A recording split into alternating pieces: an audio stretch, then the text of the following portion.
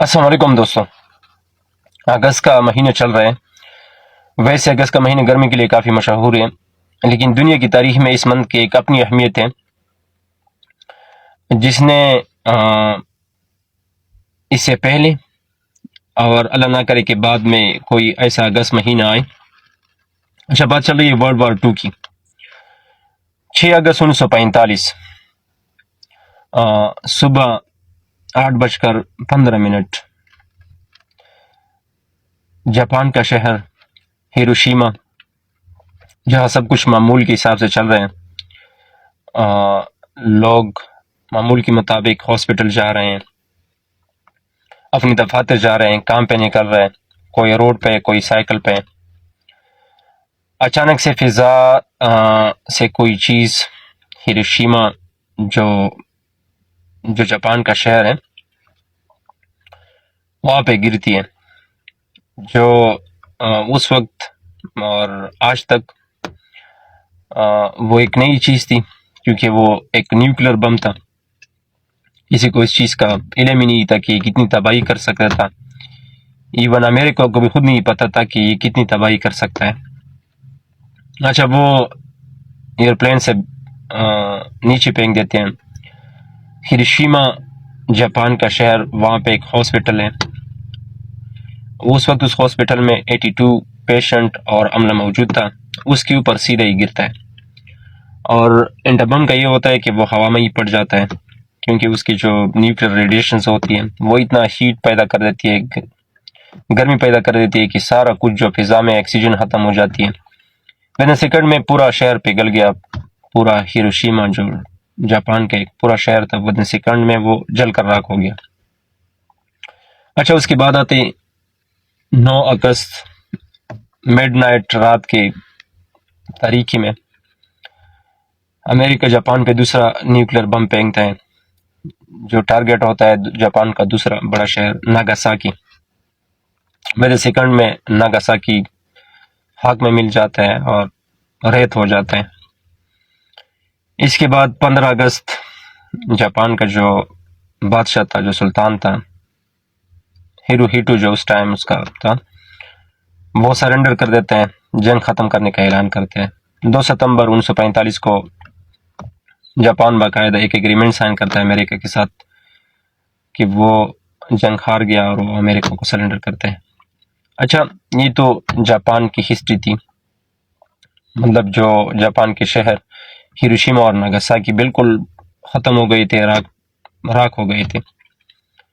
اچھا، زندہ قومیں اور خودار قومیں کس طرح پھر کڑی ہو جاتی ہیں، کس طرح وہ بدل لیتی ہیں. جاپان کا اور جاپانیز کا بدلہ لینے کا سٹائل. تو جب جنگ ختم ہو گئی، جو جاپان کا اس وقت جو سلطان تھا، بادشاہ تھا، اس نے کیا کر دیا، جتنی بھی جاپانیز بچے تھے اس ٹائم، ایک تو سب کو پین دے دی کہ آپ ایجوکیشن حاصل کر لیں. ٹھیک ہے، تعلیم پہ بہت زیادہ، تعلیم و تربیت پہ، کہ لوگ سے وہ خوف و ہراس، وہ جنگی جو ماحول تھا جو ورلڈ وار 2 سے پیدا ہوئی تھی، کہ وہ بالکل ختم ہو جائے. تو جاپان نے اپنے آپ کو ایک نئے ڈائریکشن، ایک نئی سوچ پہ موڑ دیا. اس کے بعد جو ہیروشیما اور ناگاساکی ایک نئے سرے سے بلڈ کر دی. ابھی اگر وہاں پہ کوئی جائے تو یہ تصور سوچ نہیں سکتا کہ شہر اتنی پلے اور پلے کہ پوری بالکل ریت میں مٹ گئی تھی، ملیامیٹ ہو گئی تھی. اس کے بعد وہ اتنی وہاں پہ تھی، اگر انفراسٹرکچر دیکھے، وہاں کے ہاسپٹلز دیکھے، وہاں کے گورننس دیکھے، وہاں کے جو سارا کچھ دیکھے، تو آپ کو یقین نہیں ہوگا کہ یہاں پہ کوئی ایٹم بم، نیوکلیر بم گرا ہوا تھا. اچھا، جاپان نے کیا کیا، ایک تو جنگی مائنڈ سیٹ چینج کر دیا. ٹھیک ہے، پیس کی طرف وہ چلے گئے. جو ان کی جو لوگ تھے جاپان کے، ٹھیک ہے، سوچ چینج کر دی، ایجوکیشن کی طرف وہ چلے گئے، ریسرچ کی طرف چلی گئی. ٹھیک ہے، جاپان نے اپنی تاریخ سے جو سبق حاصل کیا وہ دنیا کے لیے ایک مثال ہے. جاپانیز، اگر آپ جاپان میں کسی سے بھی پوچھیں کہ آپ ہوتا تو یہ تھا کہ وہ امریکن سے نفرت کرتے، امریکہ سے نفرت کرتے. جاپان میں آپ کسی بھی بندے سے پوچھیں کہ آپ کو امریکہ کیسا لگتا ہے، وہ کہتے ہیں کہ میرا گڈ فرینڈ. جب آپ کہتے ہیں کہ امریکہ نے آپ پہ تو 2 نیوکلیئر بم پھینکے، ایک پھینکا چلو ٹھیک ہے اٹس اوکے، یہ تو حد ہو گئی کہ دوسرا بھی ان لوگوں نے پھینک دیا، آپ کی 2 بڑی سٹیز اور آپ کے 3 لاکھ جاپانیز اس میں وہ گئے، مارے گئے ود سیکنڈز میں. وہ کہ وہ ریپلائی میں یہی کہیں گے کہ وہ جو اس ٹائم جو پالیسی میکرز تھے یا جو حکمران تھے ان کی پالیسیز غلط تھی. اس کا یہ مطلب نہیں ہے کہ ہم امریکہ یا پوری امریکہ کے لوگ غلط ہیں رونگ ہیں، تو ان لوگوں کی مائنڈ سیٹ ٹوٹلی چینج ہو گئی ہے. ٹھیک ہے، تو وہ ایک تو اس میں یہ کہ وہ ان کو ریونج بدلہ لینے کا ترتیب یہ ہے کہ وہ کسی بھی امریکن سے امریکہ سے نفرت نہیں کرتے. سیکنڈ چیز یہ ہے کہ جاپان نے جو پروگرس کی، ٹھیک ہے، وہ کام پہ لگے، ایجوکیشن پہ لگے، ریسرچ پہ لگے، خود کی امپرومنٹ پہ لگے کہ ہماری وہ کیا تھا کہ ہم مطلب اس دلدل میں اس جنگ میں چلے گئے، تو جنگی ماحول سے وہ پیس کی طرف چلے گئے. خود کی قوم کو لوگوں کو انہوں نے مطلب گروتھ پہ لگا دیا. اچھا، جاپان کا جو پاسپورٹ ہے وہ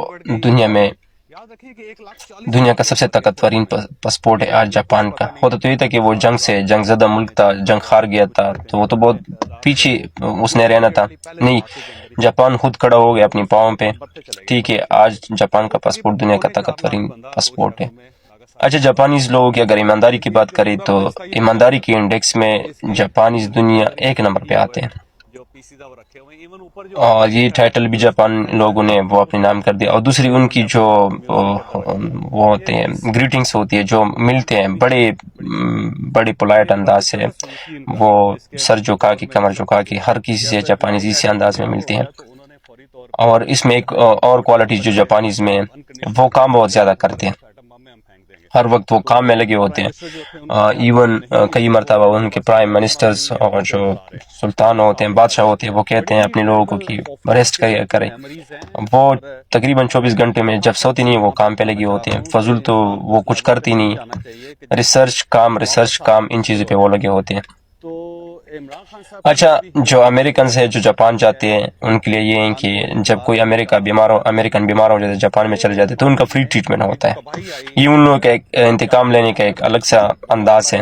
اچھا، جس ہیروشیما جس ہاسپٹل پہ جو نیوکلیئر بم گرا تھا وہاں پہ 82 سٹاف تھا، وہ سارا کے سارا اس ٹائم وہ مر گیا تھا، پیشنٹ بھی تھی، سٹاف بھی تھی.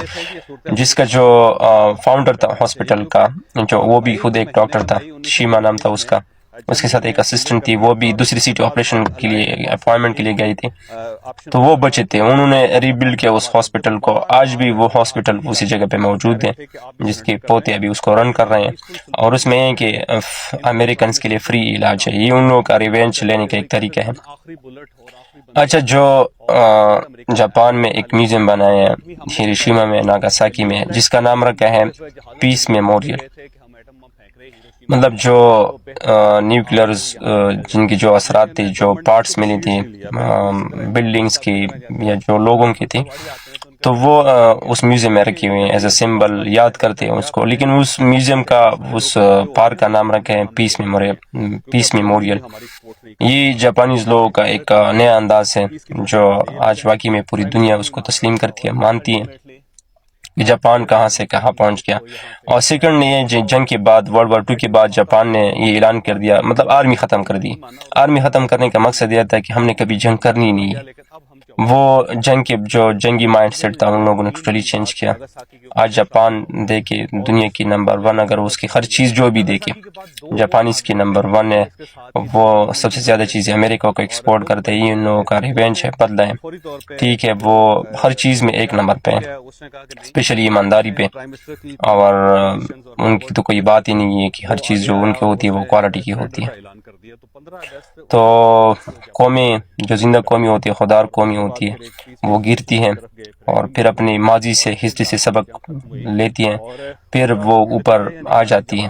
تو یہی جاپان کے خوددار قوم کی تاریخ تھی جو بالکل مٹ گئی تھی اور باٹم سے پھر وہ ٹاپ پہ آ گئی، اور آج وہ دنیا کو لیڈ کر رہی ہے ایمانداری میں، خودداری میں، ٹیکنالوجی میں، ریسرچ میں اور تعلیم میں. وہ پوری دنیا مانتی ہے کہ جاپان واقعی میں سب سے آگے نکل گیا. Thank you.